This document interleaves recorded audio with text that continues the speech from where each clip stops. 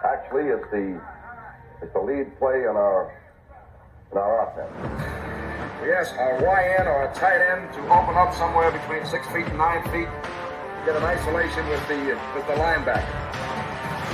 Tell the tackle to take the defensive end if he's over him. If he's not, to drive down on the first man to his inside. If the YN has the linebacker taken out, he cuts inside. If the YN has the linebacker in, he comes all the way around. If you look at this play, what we're trying to get is a seal here and a seal here, and try to run this play in the alley.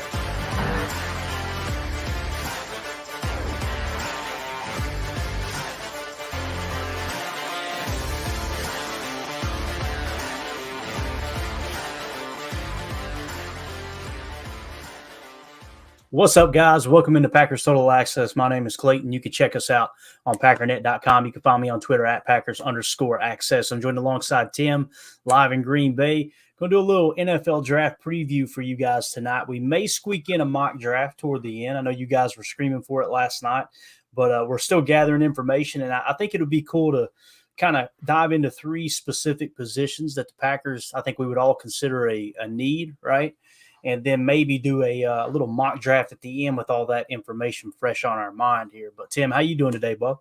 Doing good, man. Happy to be here. I see the chat's already talking about Cooper DeJean, but it's so on fire, isn't it, man? More about his basketball skills, apparently, than Right. Yeah, hey, they love Cooper DeJean, and that's awesome, man. You know, every year it seems like Packer Nation kind of gets their draft crush, right? And I know PFF was kind of big on him, too, potentially going to the Packers. The thing that I see with Cooper DeJean, and it's early, I may end up skyrocketing him to the top of my board, right? It's still way early. The information isn't in. What I seen with Cooper DeJean was inconsistency, right? And which, you know, everybody's inconsistent at some point, right? But when you're talking about that number 25 pick, in my opinion, you gotta go with someone who's been a little more stable, a little more consistent, if you will, right? And again, I'm kind of speaking out of pocket here because I haven't done like any kind of deep dive with Cooper DeJean. The positions we're focused on tonight is safety, offensive line, and linebacker. And immediately I know someone said Cooper DeJean can play safety. To me, that feels like that whole we've been here before, right? It's like we're constantly trying to fit someone into something they may or may not be, right? Yep. And I don't know, man. It makes me nervous. I get, PTSD, Demarius Randall PTSD, if you will, right? You know, that's the player that always comes to mind. I don't mean to be mean or hate on Demarius Randall, but I just remember him talking about, yeah, he's corner, but he could play safety. And then next thing you know, they're bouncing him back and forth, and then he gets shipped out of town, and turns out he couldn't play anywhere, right? He ended up, I think he flared out there in Cleveland, and he was pretty much done. But How do you feel about – well, first of all, Doug in the chat says, did anyone catch the Cooper DeJean high school basketball reel? Dude runs like a brother, shoots like your mother.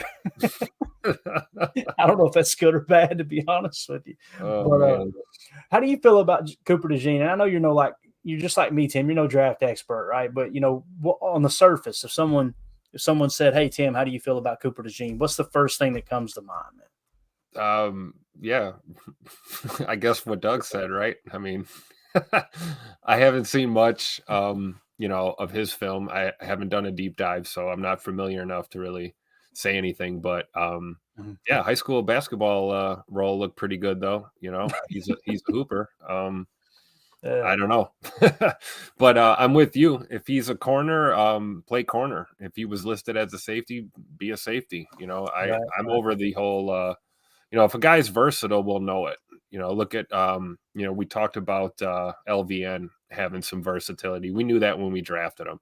So unless there's something jumping off the tape here with Cooper DeJean playing multiple positions, I'm inclined to just if you're going to take the guy, play him where he's used to playing. So, but no, I can't offer any, valid insight into, I haven't done my scouting homework yet. Got it. What we may do for Good Morning Lambo tomorrow, there will be a Good Morning Lambo. I'm excited about that. I've missed it, man. There's nothing better than rolling out of bed, grabbing a cup of diesel and coming in here and talking ball with you guys. It's just the perfect way to start the day. But as you guys can see, my face is a little red right now. I'm got lit up by the wind today, so been out in the sun. I'm excited about sleeping in just a touch in the morning because, believe it or not, Good Morning Lambo, I get to sleep in when I do that show. So, but what we may do in the morning is kind of what we're going to do tonight with safety, offensive line, linebacker. we may do that with corner tomorrow. That'd be a lot of fun. So might kind of dive into that. But SDM40 says DeJean is interesting. Can't wait to see the combine numbers. Not buying the hype just yet. I think that's a pretty responsible way of looking at it. SDN. And listen, there's nothing wrong with people. If you love Cooper DeJean, hey, jump all on that train, man. Like hey, nobody's going to judge you here. Everybody's got their favorite draft players. You guys know mine's Nubin, right? Hands down. And I'm sure people roll their eyes when they hear me talk about him, right? No, I got 2 draft crushes. All right. It's Tyler Nubin at safety and Sam Hartman's hair. I wish I had Sam Hartman's hair. Those are the 2 draft crushes that I got, right? I don't know. Did you see that slow motion video, Tim, of him pulling that back at the Senior Bowl, man? Oh, my God. I was just like, they had to get Sam Hartman in slow motion running his fingers through his hair, man. The ladies were going crazy. But to be young and have hair, such a cool thing. To be young and slim, man. That's what I miss right there. But anyway, SDM40 says sometimes a jack of all trades is a master of none. I think there's some merit to that. I do, but at the same time, it's like, I think part of the reason people want Cooper DeJean to kind of, to live up to the hype and the Packers potentially get him. And if he can play safety and corner or slot in safety, immediately you think of like Charles Woodson, right? It was so much fun watching him bounce around and blitz from the nickel and just seeing him run fire zone blitzes. Next thing you know, he's in the flat, pick 6 in Cincy. I can still hear Coach Mike screaming, "Go Wood, go Wood, go Wood." Him mocked up on the sideline and everybody just losing their mind. So I get it. I get the hype around that, man. And I know there's other people out there that are going, man, we need a white cornerback in this league. We haven't had one since Jason Sehorn. I think that's silly, but at the same time, I do ask people, I go, so if Cooper DeJean wasn't white, would you feel the same about him? I love asking that question because I know there's a good chunk of them they'll never say it, but they're probably going, no. So ever since White Man Can't Jump came out, man, everybody's rooting for the underdog there for sure. Doug in the chat says, I'd rather convert a guy to safety after a few years at corner in the league. I wouldn't force a rookie into a position new to him. And that's the thing, too. We need to do our research and see exactly how much safety he's actually played, right? So I agree, though, man. It's kind of tough coming in as a rookie in general. And then to have someone just have to change positions, especially if they've played it, their entire life, that can be tricky, right? So let's see what else we got here. Greg in Green Bay, good to see you in here, buddy. He says Stokes, cornerback to safety, question mark. I don't feel like Stokes. Yeah, I agree with Tim. I don't believe Stokes is. Stokes is that man cover corner. That's what he was at Georgia, right?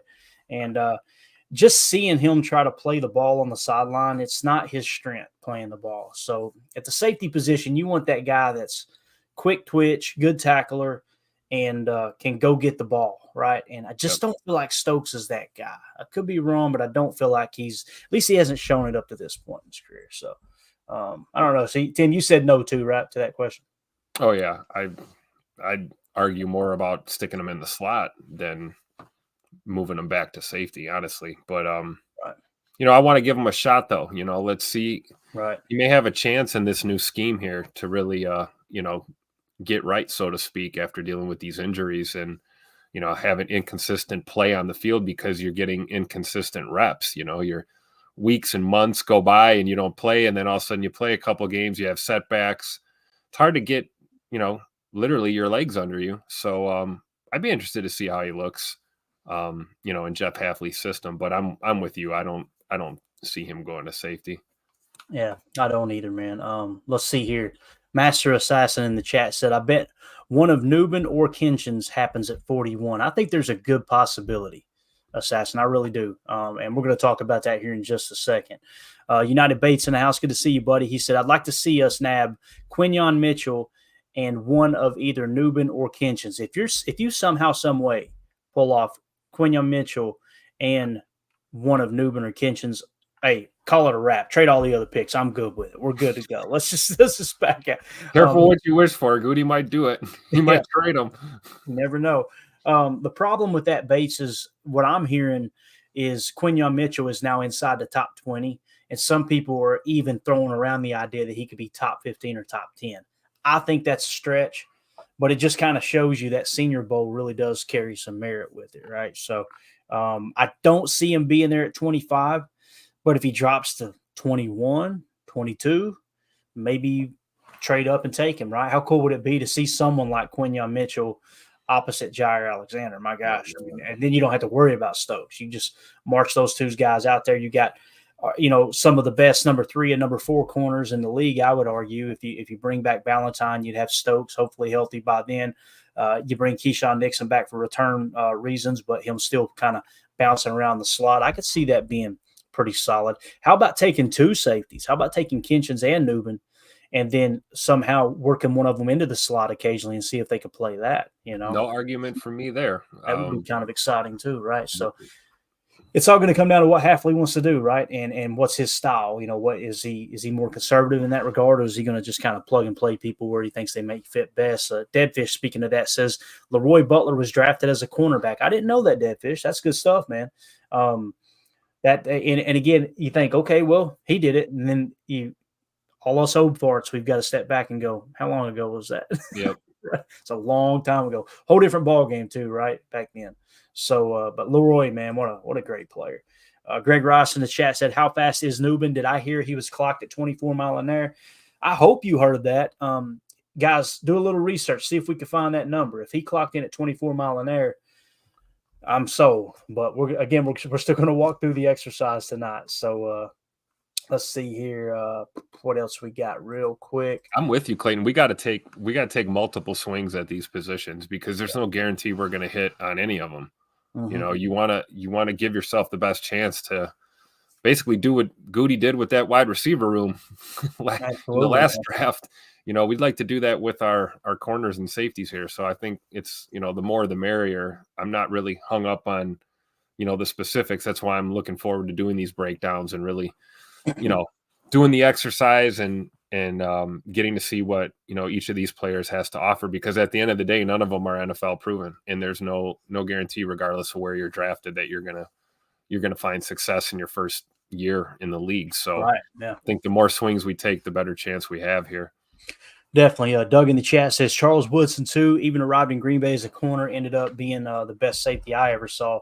Yeah, it was kind of on the backside of his career. He really they put him in the safety spot and played really well, especially in those base defenses, man. That's where you can really take advantage of someone like that, right? And how well they're going to play. So let's do this, Dan. Let's kind of dive into the information we got tonight. We got a lot to go through. We're going to rattle this off real quick and kind of give you guys an idea of where we stand, or where I stand, I should say. I want to get Tim's opinion as well. I'm going to slide this other stuff down to tomorrow. We had some key statistics I was going to show you guys and gals, but we'll do that tomorrow.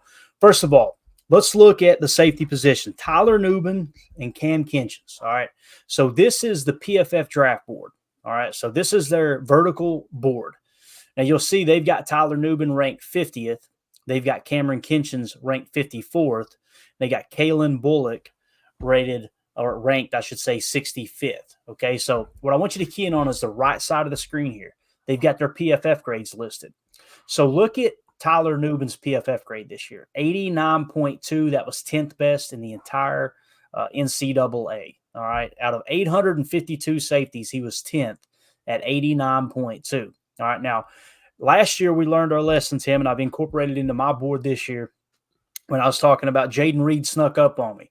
And really all the signs for Jaden Reed lied in the year before. Okay, he was just phenomenal the year before. So we're now starting to go back and look at the year before as we're building the draft board. So let's look at Tyler Nubin's PFF grades real quick, starting in 2021, 72.6, 2022, 76.4, 2023, 89.2. So you see just a steady incline, right? So of performance. So Tyler Nubin last year, 89.2. Let's jump down to Cameron Kinchins, 54th overall ranked prospects, according to PFF. All right. In 2021, 68.8. 2022, 90.0. But 2023, back down to 67.8. So when you look at that, if you were to look at that, if you were trading stock here and you'd look at that, if you look at those two stocks right there, you'd be going, okay, this guy right here up top, Tyler Nubin, looks like he's going to be a steady climber, man. This dude is just going to be steady Eddie, gaining momentum, going to keep momentum the whole 9 yards. When you look at Cam Kinchins, it's inconsistent. He had one really good year. I mean, elite year, right? But what happened the other 2 years? That's the question, right? And I know he had a little bit of injury concerns last year too, if I remember correctly. I know he got knocked out in one game, took a big hit. That was a scary moment. Not that you would hold that against a prospect. I'm just saying, like, maybe that played into his grade dipping a bit. It could.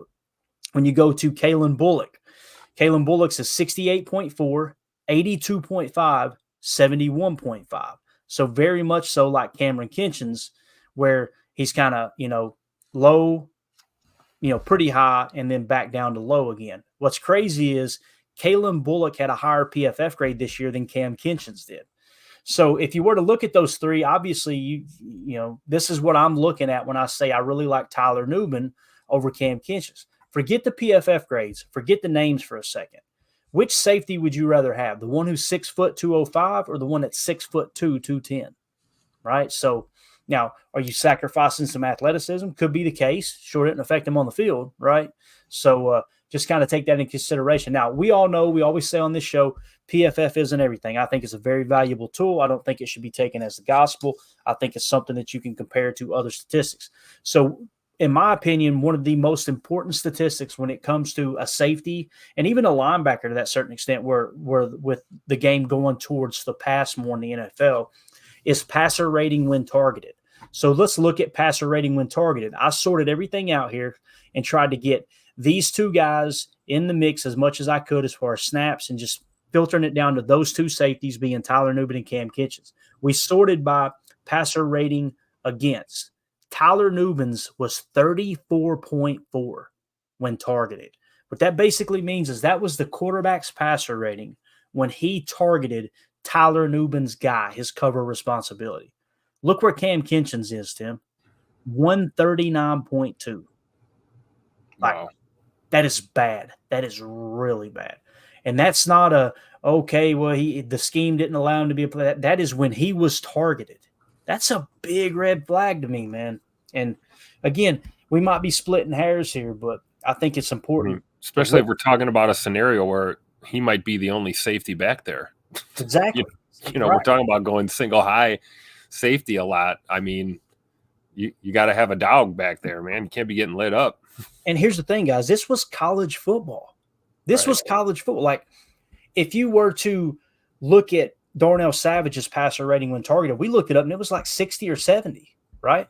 It was something like, it wasn't as good as Tyler Nubin, but of course he's playing in the NFL, he being Darnell Savage. Cameron Kinchen's, his passer rating when targeted was like horrible at the college level compared to Darnell Savage's, who we all know we're not real big on, right? And he had a really good year this year, as far as by his standards. So, and we've been comparing Nubin and Kinchen's, in previous, pods. And, we always come back to Jake Shavink's point about Cam Kinchen's being a better scheme fit, probably. Yeah. But, the more we break this down and we look at the numbers and we look at, like what we have on the screen right here, passer rating when targeted, and you see Nubin's numbers here. And then you also couple that with the fact that, Nubin's a little taller, a little bigger. The argument is there now for your guy. I mean, I was a big Cam Kinchen's guy, and now I'm leaning more towards, if we got to take one of these, I'd go after Nubin if possible. But if he's even on the board when we pick, do you really think Goody goes safety at pick 25 and takes Nubin? Probably not. Did he take Savage? Am I thinking right, or was that before him? I can't remember. If anybody knows that in the chat, throw it up there for us. When was Savage drafted? 2017? I can't remember, man. I should know that, but these years, man, they're blurring together. I know. Getting old, dog. Getting old. Yeah. So Peter Stone in the chat said, I'm seeing more and more mock drafts where Nubin is gone before 41. That doesn't surprise me at all when you kind of look at these numbers. I don't think there's one mock draft I've looked at where Kinchen's is above Nubin as far as big boards, I should say. 33rd team has Nubin higher. PFF has Nubin higher. But again, it's the people I respect, like Jake Shavink and others, that have Kinchen's over him. And that's where I'm like, I'm going to default to those guys because I trust their opinion over my own, right? So that's just kind of how I see that. So something else to mention here, and I love this. Let's play devil's advocate for a second. Doug said, Clayton, is it possible Nubin's PFF is artificially high playing in the Big Ten West? against passing juggernauts like Wisconsin, Iowa, Nebraska, and Illinois. I think that's a very good point, Doug. It is, and that's something you got to take into consideration, right? But at the same time, who was who was Kenshin's playing against, right? Who's the powerhouse? Aren't they in the ACC? Am I thinking right? Like you had FSU, of course, with Jordan Travis, right? Who else is in the ACC that's really good, right? I'm probably not the person to ask that question, and definitely not the one to answer it. But yeah, when stuff like that comes up, though, Doug, I can't help my boring fandom. I can't help but just default to you can only play the people across from you. Like, they said the same thing about Tucker Kraft, right? Well, he played at a small school. Look at what he's done. They said the same thing about Josh Allen, right? And look at what Josh Allen's done.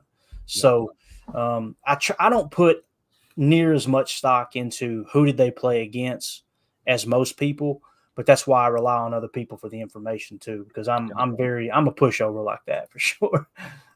United Bates says it was 2019 first round pick 21, so that would have been Goody's pick. So there is precedence for this. There first is. round 21st pick, he took a safety, so it's not unheard of. Yeah. Thank you, Bates. We appreciate you looking that up. Good work. Yeah, thanks, Bates. All right, so let's do that. We hit safety. So for me, I would label them Newbin 1, Kenshin's 2. All right, that's how I would label those. Now let's move on to offensive line. We're going to rattle through a bunch of information here. So what I did was first I went centers, guards, then tackles. Okay, in centers you got Jackson Powers Johnson at 22. You've got Zach Frazier from West Virginia at 41. You got Cedric Von Prawn at 114 out of Georgia. Now let's look at the PFF grades. Jackson Powers Johnson 70.1, 84.3, 84.3. So he literally went to 84.1, fourth highest graded center, to 84.3, the first overall graded center last year. Just an absolute stud at center, according to PFF. 6'3", 320, good size, right? Zach Frazier, 77.5, 80.8, 74.5. Okay, so a little more inconsistent, right? Had kind of a down year. But you got to keep in mind what we did with Jaden Reed, reaching back 1 year. You feel like Goody's really putting some emphasis on the year before, because the most recent year is going to cause your draft stock to drop a bit. You might get a real good steal. With him trading back twice and still nabbing Jaden Reed, you could see what he saw in Jaden Reed once you went back and looked at the previous year's tape, right? Cedric Von Prawn, 70.0, 69.0, 77.9. So, Tim, out of these right here, out of these three, I'm picking Jackson Powers Johnson as the best center here. Do you disagree with that? Do you have any kind of rebuttal there, anything like that? No, I think that's pretty clearly evident.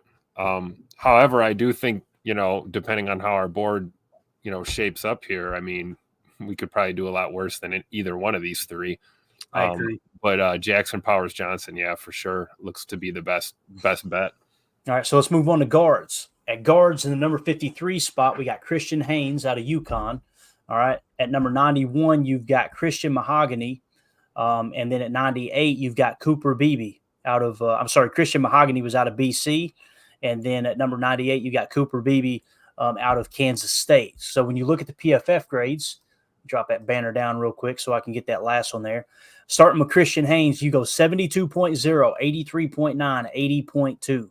So pretty solid. Didn't take a huge step back this year, and the year before he played really well. You see he stepped out of the 70s and stabilized himself there in the 80s. Pretty solid scores, right? You go to Christian Mahogany in 2021, 82.7. 2022, there's no grade, no snaps. I'm assuming he was hurt all year. And then in 2023, 74.9. So you could see maybe the injury set him back there. You got to kind of take that into consideration if that's why I'm sure that's why he missed significant time and why there's not a grade there. Now, when you move on to Cooper Beebe, 85.4, 80.5, 83.9. That's some solid grades, Tim. 6'4", 335. He's a big boy, too. Big old boy. So can he play center? Right, yeah, I probably could. Might be able to. You never know. Just solid right there too. So you got out of that group, I've got Christian Haynes and Cooper Beebe wrote down. I'm not going to write down Christian Mahogany. What we're trying to do here, guys, is get 4 offensive linemen that we really like here, and then we're going to go into the mock draft with this information fresh on our mind. Okay, you're kind of it's a bit of a what am I trying to say here? Spoiler alert. but that was the point of the exercise. I love doing this every year around draft time. So let's move on to tackles. Look at Joe Alt, that damn Golden Domer, number 5 on the list. 78.8, 91.4, 90.7. That dude's going to be a top 5 pick, Tim. Another beast, 6'8", 322. Good Bro, Lord.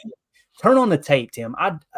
When you lay your sweet head on that pillow tonight, my friend, put on Joe Alt's tape. Just go Joe Alt highlights and watch that dude. Just look how big he is, a massive human being. Extremely intelligent, young. He come out, after his junior year. I know everything about Joe Alt. He was the leader of that Notre Dame team. He's just he's amazing. I'm going to keep him off this list, though, because I don't think anybody or their grandmother thinks that he's going to be available at 25. But I just wanted to put him up there because that dude is just, oh, my gosh. So in the number 9 spot, you've got Fashanu, okay, out of Penn State. His PFF grade, 69.1, 71.0, 78.8. People going, why is he so high? Because tackle is that important, my friends. That's why. As you could tell, they're looking for a reason to get these guys in the top 10 because it's that important of a position. It's premier position. But Fuaga is the one that I feel like people are sleeping on, Tim, out of Oregon State. He's the number 12 ranked prospect, okay? 6'6", 334. Here's his PFF grades. 85.6, 80.4, 88.2. I mean, that's just some would say they would take his grades. If you looked at his profile and then looked at Joe Alt's profile, but you removed the 2 names, I feel comfortable saying a good chunk of people will go, give me the guy who's been in the 80s the entire time, right? Like he's shown some serious consistency since 2021, 3 years in a row. So just really good numbers there. So now let's do this. Let's go to, first of all, Fuaga, right? I think we want to ride him down again. Joe Alt doesn't make the cut. I'm going to leave Fashanu off.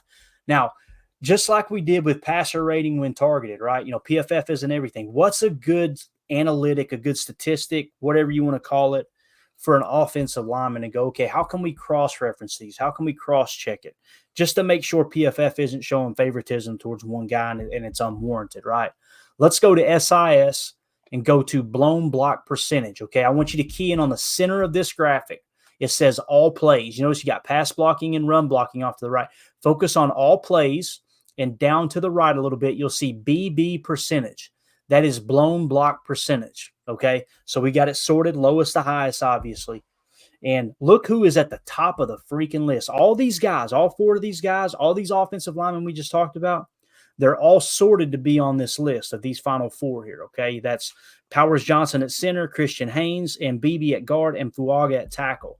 And we added their teams in, and then we reduced the amount of snaps, or we filtered out some of the garbage snaps, some of the guys that had, 10 snaps, 15 snaps, whatever. And we set a minimum there. Blown block percentage, Jackson Powers Johnson is number 1 out of all of these guys, Tim, at literally 0.6% blown block percentage amongst all plays. Just absolutely phenomenal. He only blew 0.4% of his pass blocks and 0.9% of his run blocks. Just solid. Now, if you go down to number 3, look who's next. Christian Haynes out of UConn. Blown block percentage, 0.9%. He only blew 0.7% of his pass blocks, and at run blocking, 1.1% is what it's showing here. And sometimes the numbers can get a little bit funky. We're not going to get too caught up in it. Next is Cooper Beebe at Kansas State.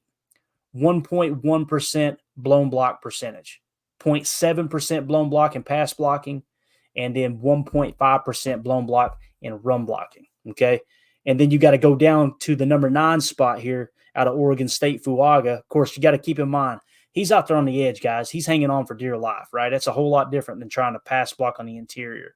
You're usually isolated against a phenomenal edge defender, and I think no one would disagree that, hey, it's harder to block out there on an island with someone in a wide 9 or a 7 tech as opposed to getting some help from the center occasionally and facing someone in a 3 to 4 tech, right? So, but again, Fuaga comes in at the 9 spot here, 1.3% blown block percentage. So if you took all that into consideration, PFF grades, Jackson Powers Johnson, right, and how he lined up there at 70, 84, 84.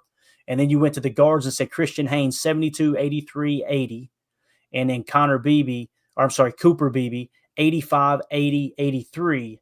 And then at tackles, you get Fuaga. We're going to cross Fashanu off the list because it's just a little bit too low for us there, especially that high in the draft.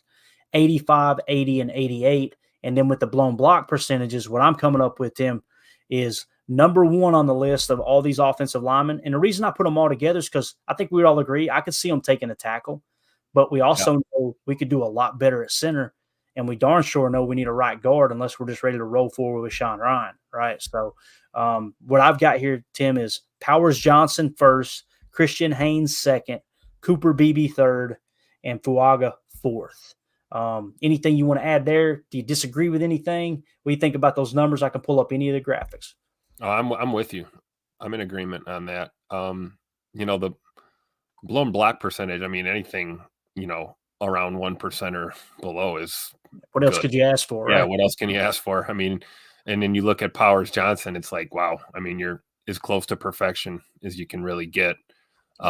So, I mean, you don't want to get to the point where you're splitting hairs too much. I mean, but you do want to be at the, the higher end of the spectrum when it comes to that. Cause, and again, this is blown block percentage in the NCAA, not the National Football League. So Exactly. you want a guy with low numbers there. So when he does make the transition, even if you see a little bit of dip, it's just him, catching up to the NFL speed and, not a big deal. But if you got a guy that's, 2%, 3% blown block percentage in NCAA, I don't see how it's going to improve going up against the dogs in the NFL. So I'm with you on this for sure. Good deal. So what we're doing, guys, if you haven't caught on, we're building mini draft boards on paper right now. Safety mini draft board, offensive line mini draft board. We got them ranked now. Now let's move on to linebacker. I think we would all agree. I could see the Packers taking a linebacker if the right situation, showed itself in this draft. So let's start at the top here. This is the PFF draft board. Again, we're doing this because we can get a really good bird's eye view of the PFF grades. Ranked 62nd overall in the draft is your first linebacker coming in on the board, Edgerrin Cooper out of Texas A&M. His grades, 64.1, 66.1, 90.8. Tim, he really stepped out this year, dude. 6'3", 230. That guy, if that is the new norm for him, and again, it's going to take a huge step back in the NFL, but still, it's going to mean that he's way, way better than the other linebackers coming in the draft too, if these grades hold true, right? So, those look like two different players. It really does. Numbers right there, 390th, 383rd, and then all the way down to second. Yeah. I mean, was he coming off injury? I have no idea. I mean, when you look at the snap count, 339, 621, 609. So I don't think so, man. Maybe I think not. he's probably healthy. But that inconsistency scares you, right? It's like, that's a big jump. Is he going to take a step back? And is he going to be closer to that 66 range at the college level? Or is he, did something click? That's the gamble of the draft, right? So that's kind of how he is. Yeah, because you see the opposite with Jeremiah Trotter Jr. right there underneath. 71, 86, 85. You see the growth, but then you see kind of where he's at. Yeah. Yeah. So at the 64 spot, like you said, Jeremiah Trotter Jr. out of Clemson, 6 foot 230. Now that matters. Edgerrin Cooper, 6'3", 230. That's that prototypical build, right? Jeremiah Trotter Jr., if he was 6'3", I could see this guy being in the top 50, probably the top 40 on the board, right? It's just that being that short, there's been great linebackers that were short like that. When I say short, 6 foot tall.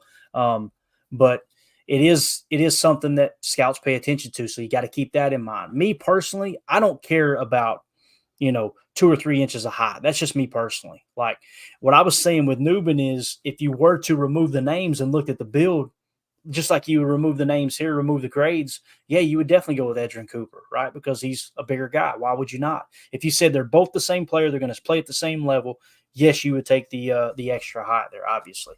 But with Jeremiah Trotter Jr., his grades, like you said, Tim, 71.4, 86.9, 85.6. So, you go from 15th in 2022 to 20th in 2023. That looks like that's pretty well stabilized there, man. That's the consistency you're looking for. That's why I'm so high on Jeremiah Trotter Jr. for sure. In the number 67 spot from Michigan, you got Junior Colson, 6'3", 247. He's got almost 20 pounds heavier than Edgerrin Cooper at the same height. That dude is a man bear. I mean, that's going to be a hoss in the middle right there. You talking about a run thumper? I can only imagine. I mean, I bet he plays a run really, really well carrying that kind of weight, especially if you're going to be in there filling the A and the B gaps. But if you're mugging or whatever, run blitzing. So 2021, 48.5, and it wasn't a small sample size, 521 snaps. 2022, 75.5. 2023, 81.7. So you see that huge jump from year 1 to year 2, and then another significant jump from year 2 to year 3. So, and all these guys are juniors too. So they're coming out 1 year before they actually had to. So somewhat young, I guess you could say. What do you think about those linebackers on the surface there, Tim, before we move on to another crucial stat that I think is important? Yeah, I mean, Coulson looks like a dog. And another guy you see, with improvement, and then a kind of, steady improvement. I wonder if it was him putting on the weight. Maybe he started bulking up in 21, to get himself in this position, as he finished his collegiate career out, knowing he's going to be draft eligible. And you see the improvement, him getting used to that bigger body, and being able to move. So, those things are important. But yeah, 81.7 PFF grade, that's pretty good, and like you said, decent snap totals too. So you're getting a good sample. Yeah, I mean, I'm with you, man. Trotter being a little, or Jeremiah Trotter Jr. being a little short that's not a deal breaker for me at all. Yeah. I'm kind of high on him for sure. Definitely. Peter Stone in the chat said, "Hey, Clayton and Tim, can we see Cedric Gray compared to the other linebackers?" These are screen grabs here, Peter, so I can't do that like in real time while we're doing this exercise. If I can remember at the end and we have time, I'll pull up Cedric Gray and kind of see where he ranks out, because I'd like to see that too. I know I've heard his name mentioned several times as well. So we'll see what we got there if we have time here at the end, buddy. Greg Rice says Ray Lewis, 6'1", and he was kind of good. Very good point, man. And again, different era, right? Different era, but at the same time, if Ray Lewis is getting drafted over again today, he's going to be the top linebacker taken. There's no doubt about that. Hey, and Zay McDuffie, what is he listed at? He's not that big, is he? He's not the tallest dude in the world, but he's a hell of a linebacker. That was the thing that was appealing about both Quay and Devondre Campbell, if I remember correctly, though. They're really tall, right? Isn't Devondre Campbell like 6'3" or 6'4" or something like that? Yeah. Yep. I remember correctly. So, and again, how did he play last year, right? You gotta compare apples to apples. Wasn't a very good campaign, right? Hopefully it was just the injuries and he rebounds this year. But yep. All right, so those are the PFF grades. On the surface, for me personally, you guys know Jeremiah Trotter Jr., you got the consistency. I would actually pick Junior Colson over Edgerrin Cooper if it were me. And you can see there's only five draft spots in between these three guys, right? So it's not like there's a huge drop off there. I think that these are graded out pretty fairly there, and you can see you can make a case for either of these three guys to get drafted for sure. So, all right, let's do this. What's another important stat we talk about, Tim? We pointed out Devondre Campbell's passer rating when targeted this year was 155. Absolutely, right? About threw up on my keyboard. And he wasn't the only one either. Like it was pretty bad across the board. So let's go to passer rating when targeted. Okay. So again, this is the QB passer rating when they target a receiver or tight end that these linebackers are covering, or they're the closest defender to them. To the best of my knowledge, it's kind of their responsibility, right? The first one, first of all, the list of three is Edgerrin Cooper, Jeremiah Trotter Jr., and Junior Colson. Of those three, the very first one, Junior Colson at 22.3. Like that is phenomenal, man. Absolutely phenomenal. So he's the highest graded one there. You got to go down to the number 7 spot with Jeremiah Trotter Jr. would be next at 66.3. Still pretty good. Pretty darn good at the linebacker position, right? And then you got to go down to the 8th spot to Edgerrin Cooper at 66.7. Okay, so pretty close there between those two. I think if you take all things into consideration, and you look at Junior Colson and say, okay, man, his passer rating against is significantly better than the others. You look at the PFF grades, pretty solid, but Jeremiah Trotter Jr. was so much better against the run. That's another reason why his PFF grade is so high, and he did it 2 straight years in a row. For me, Tim, I would rank these linebackers, Jeremiah Trotter Jr. number 1, Junior Colson number 2, Edgerrin Cooper number 3. Would you rather have Colson number 1 or Jeremiah Trotter number 1? I think No, I'm with you with Trotter. I like Trotter, and I'm definitely taking Colson over Cooper. Yeah, me too, man. It's just, and again, we're kind of cross-checking. PFF isn't everything. Passer rating with target isn't everything. But when you see the commonalities across the board, it's like, okay, the picture becomes a lot clearer, right? So just wanted to point that stuff out. Now let's do this, man. Let me just keep an eye on the chat for me. Okay, you marked a few. Here we go. All right, good stuff, man. God, I love the guys. I swear. You guys make this show. I just need to shut up and let the listeners run it. United Bates says McDuffie's 6'1", 227. There you go with that. So he was a little shorter in stature, right? They measured Zay McDuffie with his cleats on for sure. Yeah, exactly. For sure. Yeah, there you go. Devondre Campbell, 6'4", 232. Get that prototypical size. And then Quay Walker. You could tell Goody's got a top, 6'4", 241. Yeah. Another one, man. And it helps in pass coverage. It really does, right? You know, having that extra height. There's no two ways about it. So with that being said, we just ran the numbers, right? We ran all the information down. Tim, how about we do us a mock draft? What do you think, man? I think that sounds like fun, Clayton. Let's do it. It won't be the last one. It certainly isn't the first. So let's do it. And rather than take up like a whole show doing a mock draft, what I like to do is these rapid fires. Let's cover the news of the day. Let's hit on some key analytics, key statistics, talk draft board. Bang, let's hit us a draft. Let's hit us a mock draft. So, guys, we're going to do this one. It's going to be hard. Tim, if you could kind of keep an eye on the chat, I'm probably going to make the definitive picks here. You and I will. But I would like some input if you see some input along the way. But let's go ahead and crank this thing up. Keep in mind, guys. Here we go. We're looking for safety, offensive line, and linebacker. Let's see how this draft board falls. And we're using the NFL mock draft database. You can find it NFLmockdraftdatabase.com. Let's crank this puppy up. I could have put that up there. I'm sorry. Paul Robertson said, AFAM 5'9", 143. I love it. Absolutely. Oh, man. All right, Tim, do we want to entertain any kind of trades in this? No, not tonight. No, not yet. It's been a long day. No trades. No trades. My brain can't function at that level right now. And here's the thing. We don't have to take one of these three positions. We just wanted to share that information with the listeners on the pod, share that information visually with you guys here on YouTube. And if it comes up, hey, we got to make a choice between these, we got many draft boards created for these positions. All right, so with the number 25th pick, here are our options, Tim. Defensive line, Jerzon Newton. Wide receiver, Keon Coleman. Defensive lineman, Byron Murphy. Quarterback, J.J. McCarthy. Quarterback, Bo Nix. Interior offensive line, Graham Barton. Edge defender, Braylon Trice. Interior offensive lineman, Jackson Powers Johnson. Man, I got to be honest with you, dude. If I could, I would trade back right now. That's exactly what I'm feeling. And if we're feeling like that right now, don't think for a second that Goody wouldn't be feeling like that. Exactly. Right? Like that. I mean, that's a real possibility at 25 that Goody trades back. But let's just kind of sort it by safety real quick if it'll let me here. So you see Cameron Kinchins at 40, Tyler Nubin at 48, according to the mock draft database. So they've got Kinchins higher than Nubin. You guys know on our mini draft board, we've got Nubin higher. So I feel good not taking a safety right here, Tim. Now, who's next? Let's go to offensive line real quick. Let's go interior offensive line. Graham Barton, Jackson Powers Johnson is next. Let's see if anyone else we had on our list. There's Cooper Beebe at 62. I like where he's sitting. Loving that. Let's see who else did we have? Christian Haynes. Where's Christian Haynes at? 86, Tim. So just to remind you, Tim, our mini draft board here for offensive line is Powers Johnson 1, Christian Haynes 2, Beebe 3, Fuaga 4. Okay, so just keep that in mind. And you know, really the value pick here for me as we look forward to pick 41, 58, 88, 91 is if we can get Christian Haynes at 88 somehow, some way. I feel good about taking him at 58, but if we could get him at 88, my gosh, man, that would be awesome.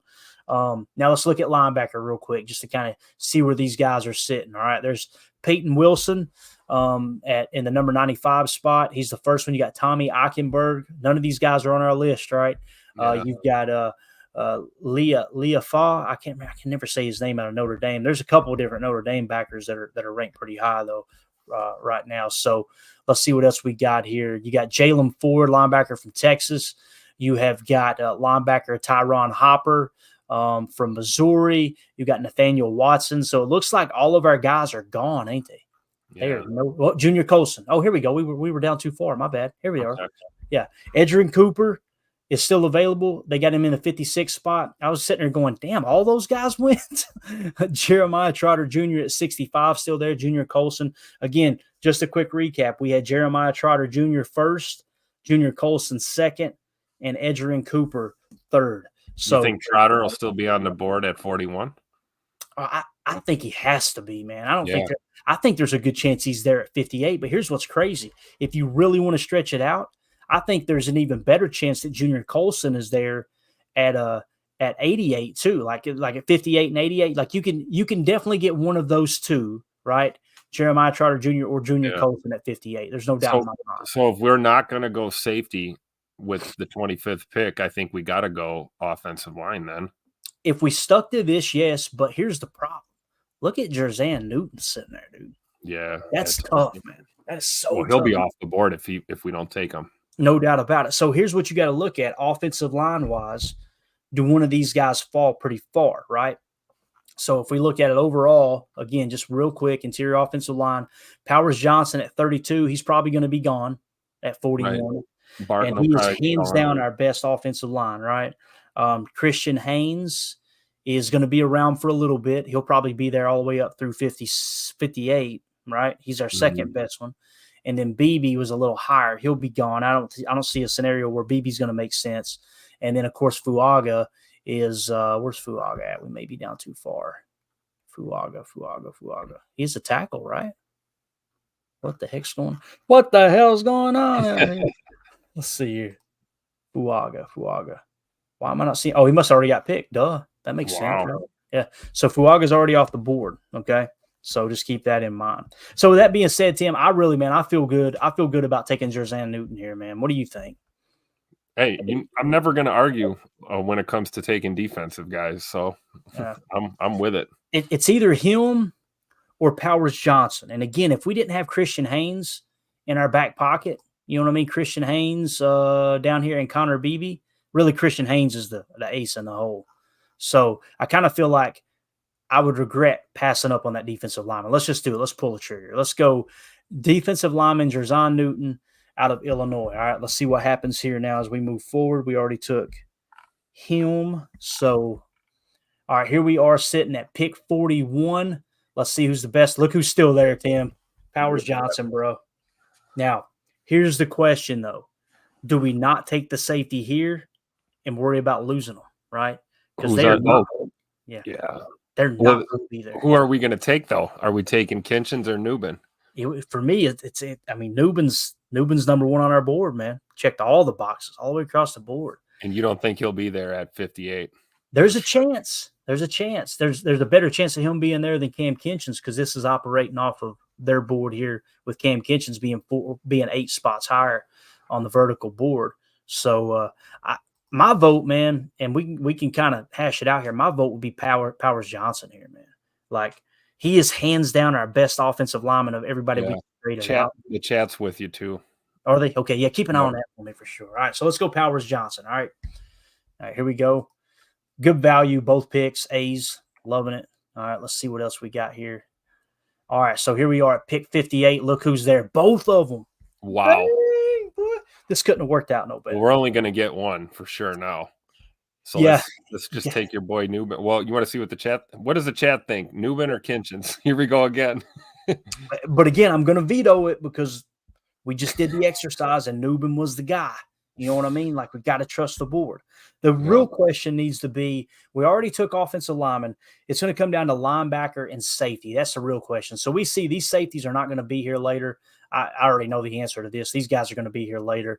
Like, Jeremiah Trotter Jr. will probably be gone, but we got Junior Colson as our second best linebacker. He'll be there most likely at 88. I would imagine if he's not there, then we can get we'll have to take one of these other guys. That's really what it comes down to, Tim, is do we want safety or linebacker? It's got to be safe. We got to go safety. Yeah, take Tyler Nubin.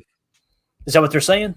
Yeah, let's draft Tyler Nubin. Is that what they're saying, Tim? I need to know. Yeah, I've been flashing them on the screen here. Carly Ray, Broad Love in here. We've got Uncle Eric's. Sutherland says signing off, huh? Nubin. Peter Stone says Nubin. I need to know if Eric Sutherland's sober tonight. If he's sober, we're making this pick. All right. I'm not going to wait on the answer. Let's go, Newman. Here we go. Another A. I'm loving this draft, dude. Holy cow. This is awesome. All right, let's see here. Next pick coming up. And, of course, we're going to get out of what we talked about tonight. So we'll just kind of go rapid fire after that. So you remember Kalen Bullock was the third highest graded safety when it came to PFF. He's still there. Look who's on the board. Holy cow. Jeremiah Trotter Jr. Bro, at 88? At 88? Let's go. Yeah, you got to take him. Got to. Unless we double dip safeties and you take Bullock. Tim, dude, you and I did not run through this offline, did we? We didn't do a couple weeks ago. How's this going to fall? You didn't even know what the hell we were talking about tonight, did you? Before we got on. Not until about 5 minutes before we jumped on. So, with that being said, dude, we're taking Jeremiah Trotter Jr. and we just got all three of our number one players on these mini draft boards that we created. And look at the A's across the board, bro. Oh, I love this draft, dude. Holy cow. All right. We need help from the chat the rest of the way out here. Brian Gutekunst in the chat says, good job, guys. Keep up the good work. I'm taking notes. Thanks, Goody. Appreciate you, man. Goody in the house. I love it, dude. And, of course, Uncle Eric says, this mock is rigged. We got to get a shirt made that just says hashtag rigged on it. PTA hashtag rigged. Send that over to our boy. We'll get it to you in time for the upcoming election too there, Eric, by the way. So all right, Tim, what are we doing here, man? I'd like to get the chat's take. Kalen Bullock, safety, edge defender Jonah Ellis. We got running back Trey Benson, defensive lineman Mason Smith, interior offensive lineman Zach Zinter, running back Jonathan Brooks. Keep in mind, you got the ACL there. Wide receiver Roman Wilson, cornerback DJ James, linebacker, is that Junior Colson? Holy cow. Yep. Bruh. Chat wants running back. Really? Seeing Benson here in the chat. I think that's a good pick, man. What about corners? Any corners? Yeah, I was just looking at that. We have one corner at DJ James. Let's pull up the corners and see if there's anybody here we absolutely love. You got DJ James out of Auburn. You got cornerback Mike Sainristil still out of Michigan. Cornerback Cam Hart out of Notre Dame. Johnny Dixon out of Penn State. Kyrie Jackson out of Oregon. Again, we didn't do the exercise for the corners. I wish we had, because that would have made this really, really cool. And Tim, you keep an eye on the time. Yeah, we got to wrap this thing up. You had to get off here, didn't you? Let's go quick here. Let's go quick. So, what do you think the chat is saying here? Carly Ray's being sarcastic. She said kicker. Damn it, Carly. But no, the chat looks like, man, Bullock, Benson. Oh my goodness. All right, I'm gonna go. Halfback is seems to be popular here. All right, let's go Trey Benson. Let's get our background now. All right, bang. My pick probably would have been Junior Colson, but let's just go with Trey Benson, A+. Look, of course, you guys got an A+. That's the way it works. All right, we're gonna go rapid fire the rest of the way out. Tim, I'll just kind of get your take, and we'll wrap this puppy up here. Let's see here. Up next, we got interior offensive line Mahogany, defensive lineman Tyler Davis, Spencer Rattler at quarterback, Cam Hart at corner, running back Irving. Anybody? Okay, so Junior Colson is now gone. There's no more offensive linemen. So I'm going to kind of look at best available and what we kind of need, right? To me, it would be between Mahogany at interior offensive line, BC guy, or Cam Hart, Notre Dame cornerback, because we do need a little bit of depth there at corner, I feel like, too. Which of those two would you rather have, Tim? I'm going to go with Deadfish here. Hart. Okay. Yeah, we need a corner. Boom. A+. Love it. Crushed it. All right. Let's see what else we got here as we're rolling through. We're in round 5 now? About to be 6. All right. So here we are at round 5. This is going to be pick 167. Let's go rapid fire. We got running back Dylan Lobb. We got tight end Ben Sanat. We kind of need a backup tight end. Punter Torrey Taylor. Offensive tackle Javen Foster. Offensive tackle Rosengarten. Quarterback Jordan Travis, linebacker Jalen Ford. For me right here, Tim, this might be a good spot. It's either going to be Ben Sanat or it's going to be offensive tackle. Yeah. I'm Yeah, kind of leaning toward Foster. me too. I was leaning towards O-line. Let's go Foster. A+. Good pick. Great value there. All right. Next pick, going into round 6. Let's see what we got best available. All right. We got running back Jalen Wright, wide receiver Javon Baker, or Javen Baker, however you say it. We got defensive line Keith Randolph Jr., offensive tackle Andrew Coker, quarterback Joe Milton. He couldn't hit a bull in the ass with a mop. I'm just being honest. I've watched a lot of Tennessee ball. Not a good pick there. Linebacker Curtis Jacobs. Sorry, kids out there for the language. I apologize. Running back Cody Schrader. Running back Frank Gore Jr. Edge defender Cedric Johnson. So let's go back to the top of the list. Running back, wide receiver, defensive line, offensive tackle. We took offensive tackle last time. I think right here, Tim, I'm feeling good. Think about running back. What if A.J. Dillon isn't back, right? If he isn't back, then you got Aaron Jones. We took a running back earlier, right, and Trey Benson. Should we go running back again, or should we go defensive line or offensive tackle? Depends on how much you like Emmanuel Wilson. And I like Emmanuel Wilson. I do too, man. You're right. So now we're down to defensive line or offensive tackle. Yeah. And we already got defensive line, didn't we? My gut tells me defense first because I'm a defensive guy, but that O-line, man, I don't think having another tackle is going to hurt us. Yeah, I don't see us keeping Yash this year. I really don't, man. And we talked about 3 offensive linemen that would put us at 3. Let's do it. All right, we went Andrew Coker, B+. Okay. All right, we're now into second pick of round 6. Got a couple guys to choose from here. See, now I feel good about a running back, at 215, Frank Gore Jr. If you want another running back that, he may still be on the board at, what do we pick after that? You're right, man. Running backs typically drop. We're at 250 or we're at 242. He might be there at 242. So do we look at edge or? I'm kind of thinking edge because we talked about it, right? Our boy Kingsley Enagbare is not going to be ready week 1. Probably going to be, way later in the year before he's available. I say we go Cedric Johnson here at edge. Yep. All right, there we go. A+. Nice. We're almost done here, Tim. If you need to go, you just go, buddy. I don't want to hold you up, man. You do your thing. Just let me know when you do, so I'm not talking to myself. That's all I ask. I got you. All right, so 2 more picks here. Pick 242, we got edge, Jalix Hunt. We've got wide receiver Jordan Whittington, wide receiver Jaquan Jackson, cornerback Dwight McLaughlin. You've got linebacker J.D. Bertram from Notre Dame. For me right here, we took a corner earlier, right? What about another safety? Are there any other safeties? Yeah, we've only taken 1 safety, haven't we? Yeah, we wanted 4. Here's I don't know if we wanted 4 in the draft, but certainly right. 2 or 3 in the draft and maybe a free agent or something. We would have to reach really far to find the nearest safety. I mean, they're way down, way down, like 238, which, I guess it's kind of in the ballpark. We also needed 4 corners, and we've only drafted 1. So we could go corner, seeing that's kind of best available here, right? Yeah. So let's go with Dwight McLaughlin. Dwight McLaughlin, yep. All right, bang, B+. And then the final pick for the Packers draft here in 2024, you got linebacker J.D. Bertrand, you got cornerback Hardy. Now let's see if it makes a little more sense. There's no safety on the board now. Might just go another corner here. I don't think we need another linebacker unless, of course, we knew that Devondre Campbell was not going to be on the roster, right? So we already got our edge, right? Yeah, so we're good there. Yeah, I'd say take another corner, take another corner. He'd probably be best available. It's either that or cut Devondre and take J.D. Bertrand. But I feel better about Daquan Hardy. Yeah, Daquan Hardy, cornerback out of Penn State. That good with you? Yeah. All right, let's do it. Boom. All right, there you go, guys. Not a bad little draft, man. I like the way that went, dude. So if we hit save here, I think it'll give me a fuller screen here. Let me back up a little bit.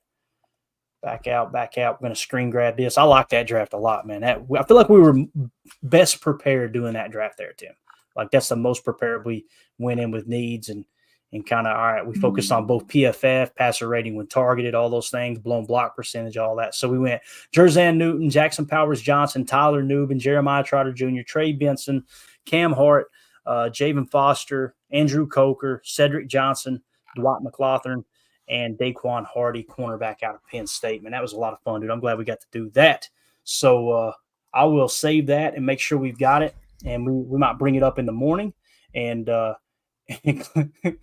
Greg Ross says our long snapper sucks. All right, cool. All right, maybe we should have drafted a long snapper. I'm assuming that's what he's talking about.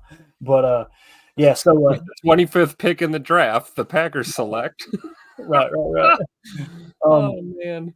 Let me, Tim, if you need to go ahead. I promised him I would look up Cedric Gray real quick. He just asked again. So Let's do it. Yeah, I'm going to do it real quick here. Pull it up. We got time. By the way, the chat's not happy that we didn't take Frank Gore Jr., but that's okay. Oh, are they really? Dude, I just looked and saw all the everyone Gore. Yeah. The live viewers just started dropping it. Right? Like, I'm done with these jokers. I love Frank Gore Jr. too, man. I think he's going to be a good back. Let's see here. Who did we say? We said linebacker, right? And we were looking for Cedric. What was his name, Tim? Cedric Gray? Gray. Cedric Gray. Let's go down.